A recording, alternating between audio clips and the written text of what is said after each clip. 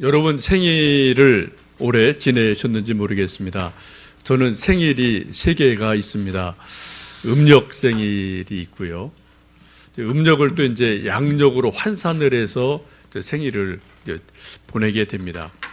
혹시 그런 분 계시겠지만 음력 생일을 이제 요즘 달력에는 이렇게 글씨가 거의 음력 표시가 돼 있지 않아서 깜빡깜빡 까먹을 때가 종종 있습니다. 저도 제 생일에 대해서 저는 크게 관심이 없어요. 이제 가족이 챙겨주면은 생일 먹는 거고, 가족이 기억 안 하면은 그냥 넘어갈 때가 종종 있습니다.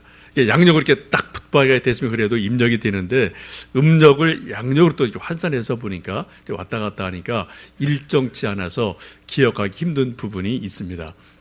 아니, 어떤 분은 달력을 받자마자 그 자기 생일에 빨간 색연필로 동그라미를 크게 그려놓고요. 또 당구장 표시 해놓아서 누구든지 이날은 중요한 날이다 라는 것을 선포하는 분이 계시는데 나름대로 좋은 일인 것 같습니다. 저는 제 생일에 그렇게 관심이 없어요. 단지 오게 되면 오는 것이고 하게 되면 하는 것이고, 제 마음속에는 제 생일보다는 솔직히 저를 낳아주신 어머님이 참 고생 많으셨구나 그런 생각이 들어서 어머님 생각을 사실은 그날 더 하는 경향이 저 개인적으로 있곤 합니다. 어쨌든 저에게 양력생일, 음력생일, 또 하나가 있다면은 세례받은 영적인 생일이 있습니다. 제가 20살이 되던 해 1월 9일 둘째 주일이었는데 그때 시골 교회에서 세례를 받았던 기억이 지금도 납니다. 세례문답을 아주 엄하게, 그때는 아주 엄하게 했거든요. 엄하게 하고, 그리고 예배 때 세례를 받는데 시골 교회 허름한 예배당이어서 엄청 추웠어요. 오돌오돌 떨면서 세례를 받았던 기억이 지금도 납니다.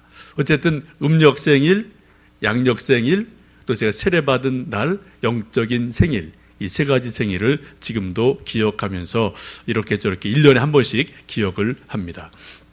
오늘 아주 귀한 주일인데 오늘 이제 2분 세례를 받으시게 되고 또 1분 입교하는 그런 귀한 날이기도 합니다. 이 2분이 이제 영적으로 거듭나는 그러한 공식적인 날이어서 영적인 생일로 이 날을 기억하시면 좋겠습니다. 우리가 이 땅에 태어나면은 호적에 혹은 주민등록 등본에 주민등록증에 자기 생년월일을 다 기록하고 가지고 다닙니다. 우리가 어딜 가든 생년월일을 다 가지고 있고, 우리가 또 죽더라도 어떤 그 기록된 곳에는 홍길동 하면은 몇 년, 몇 월, 며칠 태어난 것이 다 기록되어 있기도 합니다. 성경을 보시면 우리 모든 믿는 사람들의 이름도 하늘나라의 생명책에 기록되어 있다라고 말씀을 하고 있습니다. 저희들이 함께 읽었던 본문의 이 말씀은 예수님께서 70명의 제자들을 선택하시고 그들에게 말씀으로 훈련하시고 둘씩 짝을 지어서 이제 마을로 고을로 파송하신 후에 그들이 돌아와서 보고하는 말씀입니다. 성경을 보시면 예수님의 제자는 크게 3그룹으로 보셔야 되는데, 하나는 12명의 직계 제자가 있으셨고, 또 지금 본문에 나온 70명의 제자가 있었고, 또 이름이 다 밝혀지지 않은 여인과 여러 사람들로 그룹이 되어진 그런 또 하나의 그룹이 있음을 볼 수가 있겠습니다. 그래서 70명의 제자는 아주 중요한 그런 역할을 하는 분들임에 틀림이 없어요. 예수님 이들에게 말씀을 주시고 훈련을 시키시고 둘씩 짝을 지어서 파송을 하시고 복음을 전해라 라고 분부하시고 그들이 말씀 따라 나갔다가 다시 돌아와서 예수님에게 전도 보고를 하는 말씀이 오늘 본문 누가복음 10장 17절의 말씀이기도 합니다. 그들이 와서 하는 보고가 무엇입니까? 우리가 예수님의 이름으로 손을 얹었더니 병들이 낫습니다. 또 예수님 이름으로 말씀했더니 귀신들이 도망을 갑니다. 놀라서 주랭랑을 칩니다. 귀신 들린 자들이 자유를 얻게 됩니다. 이런 놀라운 그런 보고를 지금 예수님에게 와서 하게 됩니다. 정말 신이 나서 보고를 하게 되죠. 여러분도 한번 상상을 해보십시오. 오늘 우리가 동일한 예수님을 믿는데 예수님의 이름으로 우리가 어떤 아픈 사람에게 손을 얹어 기도할 때 병이 딱 낫고 벌떡벌떡 일어난다. 그건 기적 같은 일들이 일어나는 걸 보고 우리가 놀랄 겁니다. 또 요즘은 그런 일이 좀 쉽지 않지만은 귀신 들린 사람이 가끔 지금도 있지 않습니까? 그런 사람들에게 예수님의 이름으로 명했을 때 귀신이 주랭랑을 치고 그들이 정신이 온전해지는 그러한 일을 우리가 경험한다면 우리가 정말 놀래서 기뻐하면서 예수님 믿는 맛이, 즐거움이 다르리라고 생각을 합니다. 물론 이런 일이 요즘도 있고요, 지금도 있습니다. 왜요? 예수님은 2000년 전이나 지금이나 동일한 예수님이기에 동일한 믿음으로 우리가 순종할 때 그러한 일들이 일어나면은 틀림이 없습니다. 이 70명의 제자들이 하여튼 병이 낫고 귀신들이 물러가는 것을 보고 와서 즐거운 마음으로 기쁘게 보고를 합니다. 그때 예수님 이렇게 말씀하죠. 사탄이 하늘에서 땅으로 번개같이 떨어지는 것을 내가 보았다 라고 말씀하시면서 이미 예수님이 가지고 계신 그 절대적인 권능을 제자들에게 위임해 주셨음을 확인해 주고 계십니다. 여러분, 아주 중요한 말씀입니다. 사탄이 하늘에서 하늘 공중 권세를 잡은 자가 예수님께서 오심으로 예수님의 이름으로 땅에 떨어져 버렸다라고 말씀을 합니다. 우리가 흔히 그런 말 하죠. 어떤 군인 장군들을 별이다고 말하는데요. 별이 떨어졌다. 그런 말 우리가 할 때 있어요. 어떤 이런저런 잘못된 일로 정말 별 4개가 뚝 떨어지는 일이 있고요. 별 하나가 뚝 떨어진 일이 있고 이런 일들이 우리가 보면 있지 않습니까? 그리고 공중 권세 잡은 사탄이 예수님의 이름으로 하늘에서 땅으로 떨어져 버렸다라고 예수님께서 말씀하시고 그러한 일들이 70명의 제자를 통해서 일어나고 있음을 보고받으면서 예수님 함께 즐거워하시는 것을 보게 됩니다. 사탄 권세는 공중 권세 잡은 사탄의 가장 중요한 권세는 사망의 권세입니다. 죽음의 권세입니다. 사람들 누구든지 죽여 그러면 꼼짝을 못 하거든요. 이 사망의 권세를 바로 가지고 있는 존재가 이 사탄이기도 하죠. 근데 예수님께서 이 사탄을 하늘에서 땅으로 떨어뜨리시면서 하신 일이 뭡니까? 그 사망으로부터 독침을 빼는 그러한 일이 일어납니다. 그래서 고린도전서 15장에 보시면 사도 바울이 부활에 대해서 말씀하시면서 사망아 너의 쏘는 것이 어디 있느냐라고 말씀하시는 것을 봅니다. 우리가 벌을 무서워하고 전갈을 무서워하는 이유는 다른 데 있지 않습니까? 벌에 독침이 있거든요. 전갈에 독침이 있거든요. 아주 강한 전갈은 그 독침을 맞으면 아무리 건장한 사람이라도 2시간이면 죽는다고 그래요. 그만큼 강력한 독이 있으니까 전갈도 무서워하고 벌도 무서워합니다. 그러나 우리 벌이나 전갈에서 그 침을 딱 빼버리면은 아무것도 안 해요. 이거는 장난감에 불과합니다. 마찬가지입니다. 사탄이 가지고 있는 권세가 사망이라는 권세를 가지고 있어요. 근데 거기서 뭐를요? 죽음이라는 독침을 딱 빼버렸어요. 예수님이요. 죽음 대신에 무엇을요? 그 자리에 부활로 대체시켜 주시는 것을 우리는 성경 속에서 또 예수님의 하신 사역 속에서 보게 됩니다. 그래 말씀하기를 사망아 너의 쏘는 게 어디 있느냐? 또 사망 있죠 분명히. 그러나 거기에 쏘는 게 빠져버렸어요. 영원한 죽음이 빠져버렸어요. 대신 부활로 채워졌기에 우리가 죽어도 우리는 죽음을 사망을 크게 두려워하지 않습니다. 오히려 사망 너머에 계신 부활, 사망 너머에 있는 천국을 우리가 바라보기에 사망을 우리 믿는 사람들은 두려워하지 않는 그러한 담대함이 있음을 우리가 알고 있습니다. 이렇게 70명의 제자들을 파송하시고 나서 여러 가지 보고를 받으시면서 예수님이 아주 중요한 말씀을 하시는 것을 보게 됩니다. 20절 말씀을 함께 좀 읽어 보시겠습니다. 그러나 귀신들이 너희에게 항복하는 것으로 기뻐하지 말고 너희 이름이 하늘에 기록된 것으로 기뻐하라 하시니라. 예수님의 이름으로 병자가 낫고 예수님 이름으로 귀신이 물러가는 것도 정말 감사한 일이고 즐거운 일이고 기쁜 일임에 틀림이 없습니다. 예수님께서 오늘 말씀하시기를 그런 것 때문에 기뻐하지 말고 너희 이름이 하늘에 기록된 것 때문에 기뻐해라 라고 말씀을 합니다. 여러분, 병든 사람 병 났다가 또 병 다시 생겨요. 그죠? 우리 또 귀신 들렸던 사람 또 나갔다가 다시 들어올 수 있습니다. 이건 우리가 사는 동안 이것은 계속 왔다 갔다 하는 거예요. 우리가 한평생을 사는 동안 나는 한 번도 아프지 않아, 나는 한 번도 병 안 걸려, 이런 사람은 이 세상에 아무도 없습니다.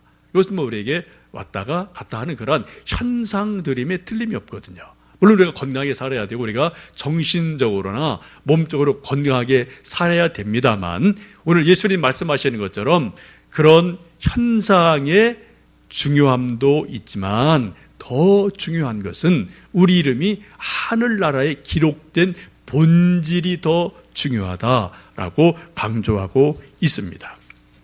왜요? 우리 이름이 하늘나라에 기록된 사람들은 영생을 얻습니다. 천국의 소망을 갖습니다. 부활의 생명을 갖습니다. 그런데 하늘나라에 이름이 없는 사람들은 참으로 심판을 받게 되고 멸망받는 그러한 생명인 것을 알기에 오늘 예수님께서는 하늘에 우리 이름이 기록된 것을 기쁘게 여겨라 라고 강조하고 계십니다. 여러분, 이 세상에서 아무리 유명해도요, 아무리 금은보화가 많은 부유한 사람으로 살고 또 이름을 날리는 영웅으로 산다 하더라도 그 이름이 하늘나라에 기록되지 않았다면 그것은 헛된 인생임에 틀림이 없습니다. 우리가 포장지를 가끔 우리가 사용할 때 있는데요, 금색깔이 아주 그냥 휘황찬란한 금박지로 포장을 하고 멋있게 박스를 싸도 그 속에 아무것도 없는 것과 똑같은 거예요.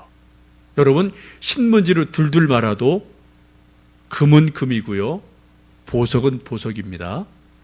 근데 아무것도 없는 빈 상자를 아무리 금박지로 쌌다 하더라도 그것은 역시 빈 거예요. 그렇죠? 여러분, 포장이 그렇게 중요하지 않습니다. 더 중요한 것은 내용물이에요. 그 속에 뭐가 있느냐가 더 중요합니다. 예수님 우리에게 말씀하기를 너희 이름이 하늘에 기록된 것을 인해서 기뻐하라 라고 말씀을 하고 계십니다. 여러분, 우리가 어떻게 하면 우리의 이름이 하나님 나라에, 하늘나라에 기록이 될 수가 있겠습니까? 사도 바울이 로마서 6장에서 이렇게 말씀합니다. 무릇 그리스도 예수와 합하여 세례를 받은 우리는 그의 죽으심과 합하여 세례를 받은 줄을 알지 못하느냐. 그러므로 우리가 그의 죽으심과 합하여 세례를 받음으로 그와 함께 장사되었나니 이는 아버지의 영광으로 말미암아 그리스도를 죽은 자 가운데서 살리심과 같이 우리로 또한 새 생명 가운데 행하게 하려 함이라. 사도 바울은 분명히 말씀하기를 예수님의 이름으로 세례를 받는 사람이 예수님과 더불어 죄에서 죽고 예수님과 더불어 생명으로 부활로 살아난다라고 말씀을 하고 있습니다. 곧 예수님을 구주로 믿고 예수님의 이름으로 세례를 받는 그 순간 우리가 거듭난다, 다시 태어난다, 영적 생일이다 라고 성경은 분명히 우리에게 말씀하고 계십니다. 오늘 세례받는 우리 강일임 성도님, 또 우리 소연이, 또 우리 입교하는 여기 송이 앞에 앉아있는데 감사하고요. 오늘이 영적 생일인 것을 꼭 우리 세 분은 기억을 하시면 좋겠습니다. 이미 그 이전에 세례 받으신 분들은 여러분이 세례 받으셨을 때 그 날, 그때 믿음, 그때 감격, 이런 것들 다시 한번 회상해 보시고 그 뜨거움들을 계속해서 유지를 하시면 좋겠습니다. 혹시 세례 받지 않은 분이 계시면은 언젠가 나도 세례를 받으리라 그렇게 마음을 결심하시는 그러한 시간도 되시면 좋겠습니다. 우리가 잘 아는 사도행전 16장을 보시면 사도 바울이 빌립보에 갇혔다가 여러 가지 어려움 당하면서 지진이 나고 옥이 터지고 또 도망간 줄 알고 간수장이 여러 가지 두려워 떨 때 그때 사도 바울이 나타나게 됩니다. 근데 놀란 간수장이 이렇게 말을 하죠. 우리가 어떻게 하면은 구원을 얻을 수 있겠습니까? 선생님 좀 가르쳐 주십시오 라고 이야기할 때 사도 바울이 분명히 말씀합니다. 주 예수를 믿으라. 그리하면 너와 내 집이 구원을 얻으리라 라고 말씀을 하고, 그 말씀을 순종해서 간수장의 집에 가서 세례를 베풀고 그 온 가족이 구원받고 그들이 빌립보 교회를 세우는 중요한 인물이 되는 것을 보게 됩니다.